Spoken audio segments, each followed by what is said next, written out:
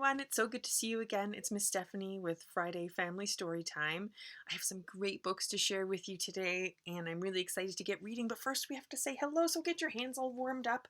Stretch those fingers and get ready to wave. We wave hello like this.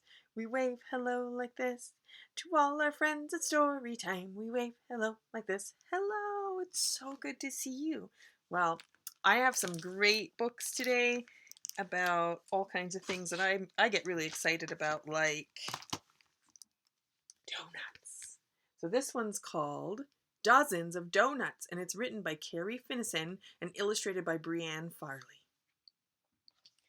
Oh my goodness, look at those end papers and those donuts. Which one would you pick? I always pick chocolate. Maybe I'll pick the chocolate one with sprinkles. Yum. Dozens of donuts. Look at that house. Early one morning, as autumn leaves scatter, Luann's busy stirring a big bowl of batter. She'll eat some sweet treats, then warm and well fed, she'll sleep away winter tucked tight in her bed. So I guess that bear is Luann.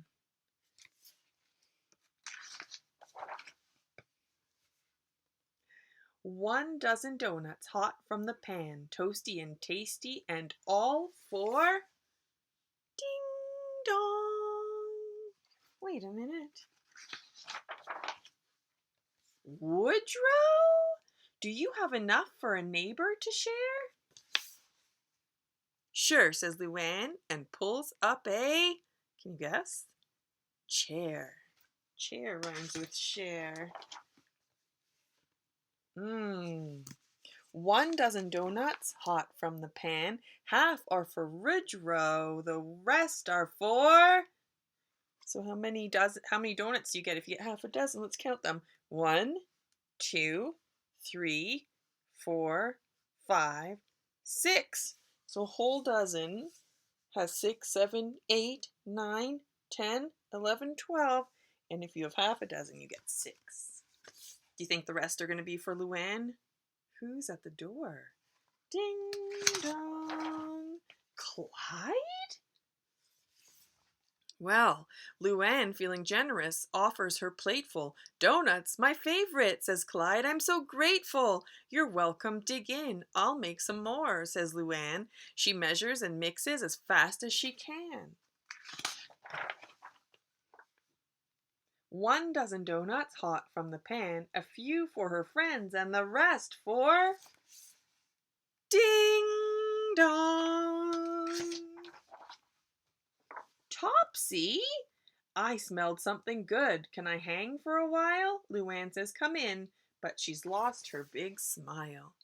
Delicious, cries Topsy. She gulps down a swallow. Luann's heart feels warm, but her belly feels hollow. Empty. 1 dozen donuts hot from the pan, some for each friend, and the rest for... Ding dong! Oh my goodness. Moufette? Moufette is so shy that she hides in a shrub.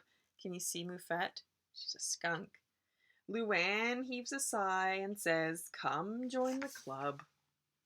While her guests eat the donuts, Luann starts to worry. She cracks her last egg and pours milk in a hurry.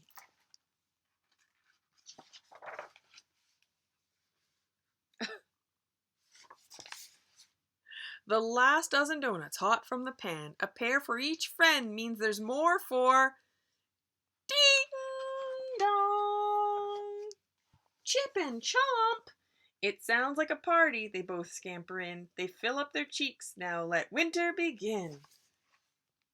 Woodrow pours cider. They all raise a toast. But Luann is fed up with her job as their host.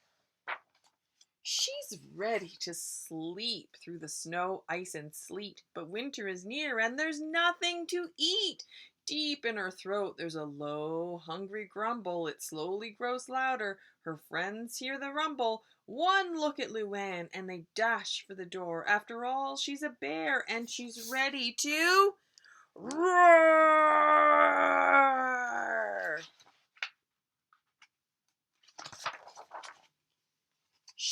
She fusses and flails and then slowly grows still. Snowflakes drift down, all is quiet until ding dong.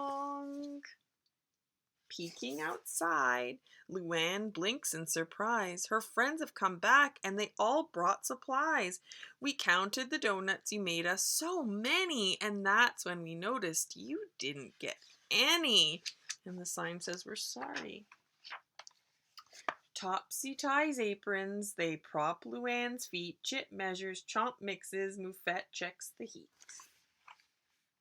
Dozens of donuts hot from the pan, stacked up in heaps, and they're all for Luann. But her friends have made more than enough for one bear. She has plenty to eat, and she's happy to share. I love sharing donuts. It's my favorite thing. Did you like that story? I did. So here's another one called Nola Scribbles Save the Day, An Adventure in Creativity by Christina Lally.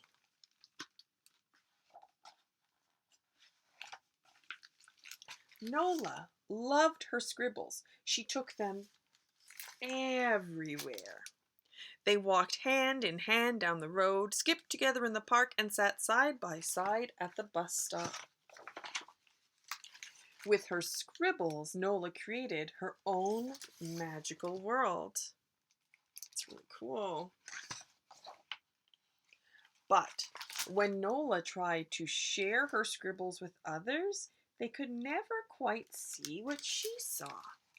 So Nola began to hide her scribbles. She hid with them in her own magical, lonely world.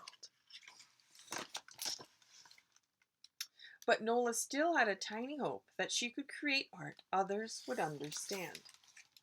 So she decided to fix her scribbles. She bent and twisted them in ways that didn't like to bend and twist.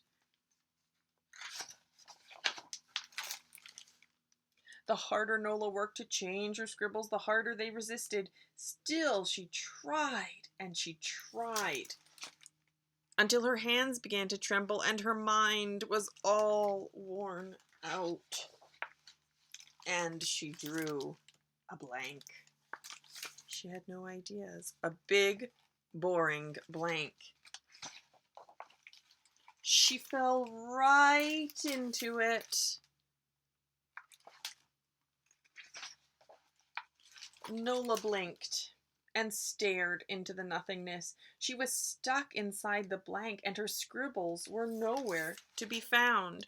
Then she heard a faint and frustrated groan. Nola realized she wasn't alone. One by one, many others fell into. All types of creators were stuck on the same blank page.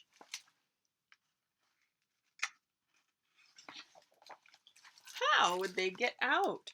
Nola had an idea, but she would have to scribble it. What if nobody understood her scribbles? What if the scribbles still refused to cooperate? There was nothing left to do but try. Nola let her scribbles be as squiggly and loopy and zigzaggy as ever.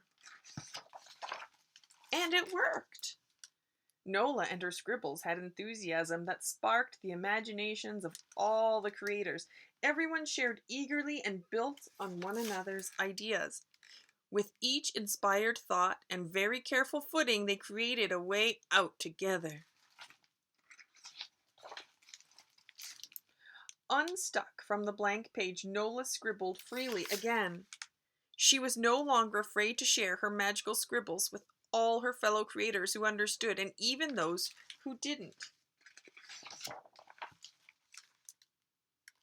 That's wonderful. A great story about sharing your creativity and how it can inspire others, even if you're not sure about it. I love it. Okay, you guys, here's a silly one. It's called Do Not Open This Book.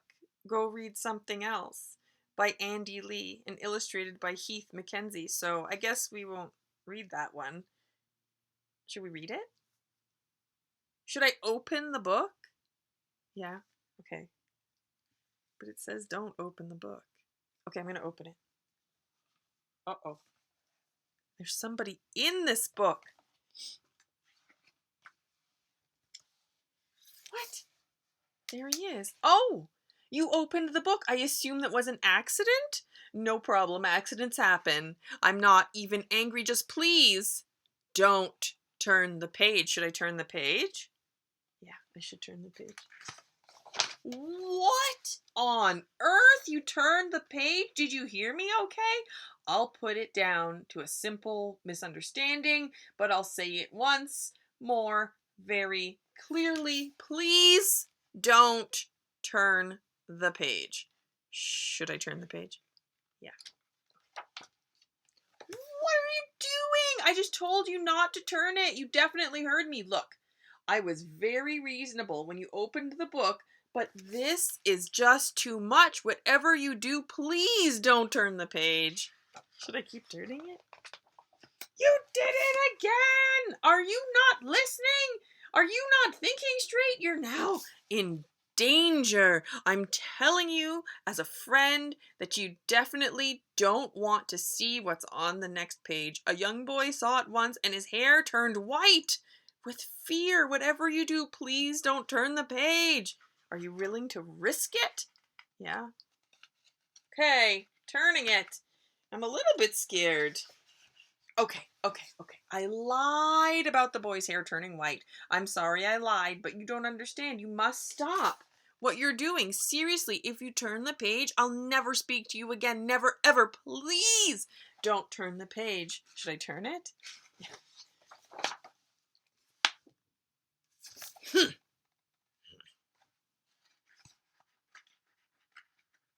He's very unhappy.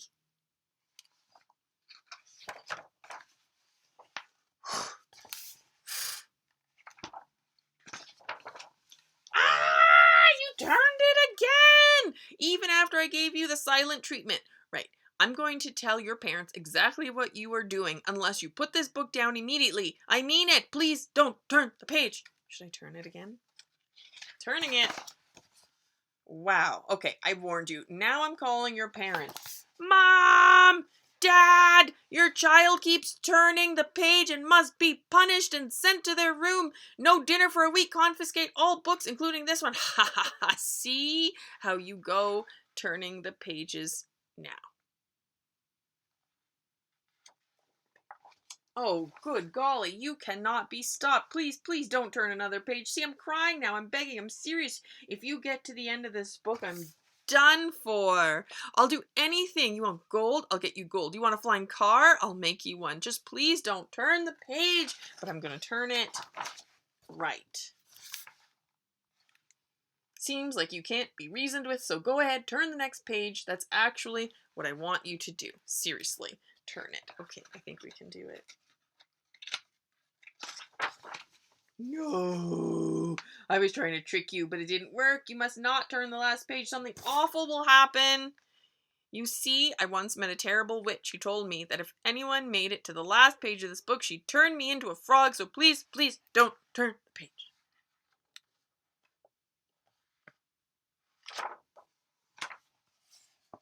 Thanks a lot.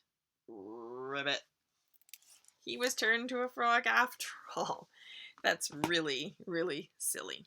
Well, you guys, I have one more book to share with you, and it's called Bling Bling, Throw Glitter, Not Shade. And I think you're going to really enjoy it. It's written by Rob Sanders and illustrated by Leticia Rizzo, I guess. Blaine loved to shine. Well, actually, he loved to sparkle. Blaine was all about bling. Throw glitter, not shade, he always said. He embellished his school uniform. He bedazzled his book bag. He even added sequins to his baseball cap. And his eyes even twinkled. Blaine was a shining star everywhere he went. He spread happiness like confetti, especially at Freedom Elementary School. For the t-ball game, he glued rhinestones to his team's jerseys, handed out shimmery sneaker laces, and whacked a home run. "Who's that?" a new kid asked. "That's Blaine," she replied, "our flashiest player." "What's with all the glitz?" "Blaine loves bling," Sue said, "just like I love orange."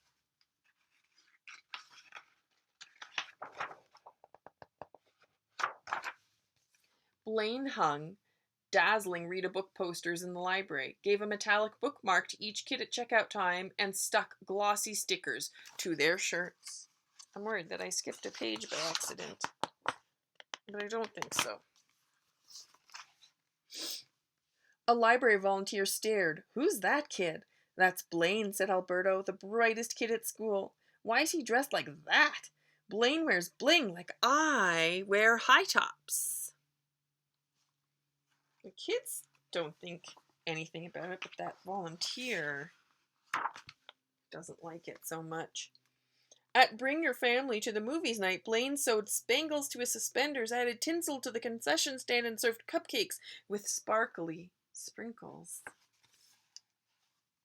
"Who's he?" asked Marvin's sister. "That's Blaine, the snazziest kid around." "Why is he so glimmery?" "Blaine's into bling," Marvin replied, "like I'm into hoodies."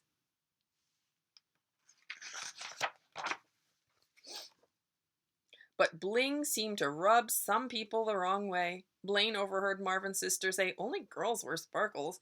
He saw the library volunteer roll her eyes at the sight of his favorite glitzy beads, and when the new kid pushed him and said "sissy," Blaine felt it on the outside and the inside. Oh, that's not nice. That's shade, not glitter, Blaine thought, but maybe they're right. It was a dark day for Blaine. On Monday, Blaine was blingless. Not one bead, bauble, or bangle. T-ball was totally blingless, too. Tuesday, there was no bling in the library. Everyone checked out instead of checking out. And on Wednesday, zip, zilch, zero, no bling. The family dance-a-thon was a big 0, too.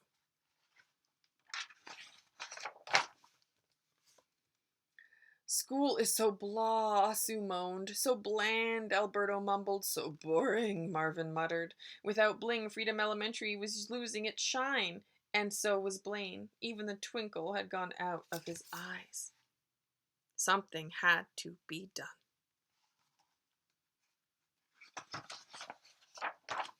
The next morning, in the library, Marvin pulled off his hoodie, showing off a vest glittering with glitter. "Sparkles are for girls," his sister said. "Boys can wear bling," Alberto replied, rolling up the legs of his pants and unveiling his sequin-covered socks. The library volunteer stared.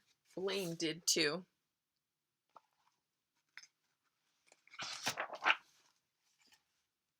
"Sparkles and bling are for everyone," said Sue as she slid off her sweater, revealing a jewel-covered t-shirt. "You all are a bunch of," the new kid started to say, then he looked around the library. Blaine's eyes twinkled. "You guys like bling too," he said. "We're your friends," answered Sue. "Your pals," Alberto added. "If you like bling," Marvin began, "then we like bling." "Bling, bling, bling," the students chanted. Blaine felt sparkly on the inside and the outside. Sue and Alberto talked with the library volunteer. Marvin had a sit-down meeting with his sister.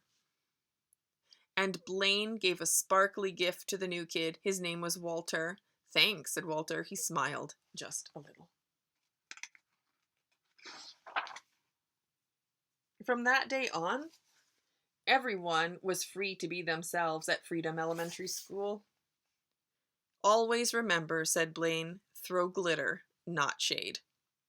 And the other kids cheered. And then there's information at the back at becoming an ally. An ally is a person or group associated with another or with others for a common cause or purpose. A person who cooperates with another, a supporter, a friend. And then it tells you how to be a good ally. I think I might start saying throw glitter, not shade. I like that so much. Bling, bling. Well, you guys, I hope you enjoyed those books. I had a lot of fun reading them to you. I'll see you next week. Bye.